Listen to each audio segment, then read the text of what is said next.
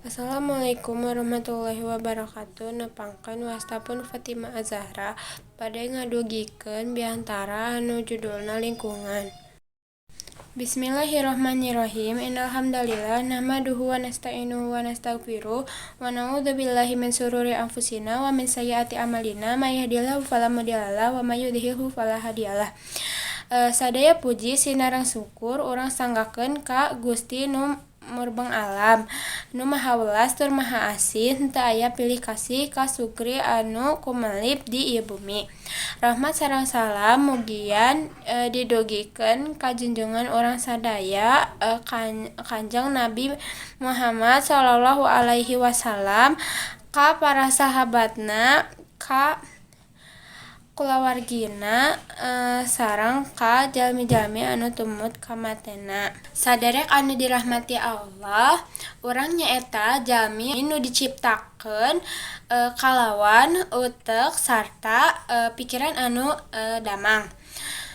Lingkungan nyaeta tempat makhluk hirup kanggo hirup. Janten atos takdirna urang dipercaya kanggo ngajagi lingkungan hirup. Di bumi ieu aya kirang langkung 7 miliar jalmi. Tiasa dibayangkeun lamun saban hiji jalmi micen runtah hiji, mangka aya 7 miliar sampah anu barobah kaayaan ngabeungberat bumi. Urang saleresna teu tiasa hirup tanpa ngahasilkeun runtah. Urang tiasa hirup kalawan masaeutiknakeun ngahasilkeun runtah. Kumaha carana? Urang tiasa ngabudayakeun hirup bersih sarta urang bisa ngabudayakeun anggo deui.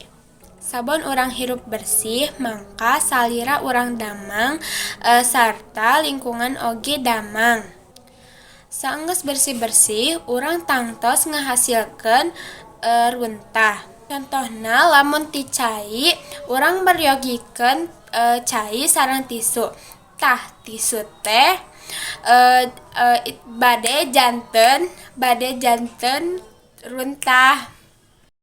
Janten urang tiasa ngagentos tisu eta ngangge anduk atawa lawon anu tiasa urang kumbah landian anggo deui. Eta saukur salah sahiji conto ti usaha ngajagi lingkungan kalawan budaya hirup bersih sarta budaya anggo deui.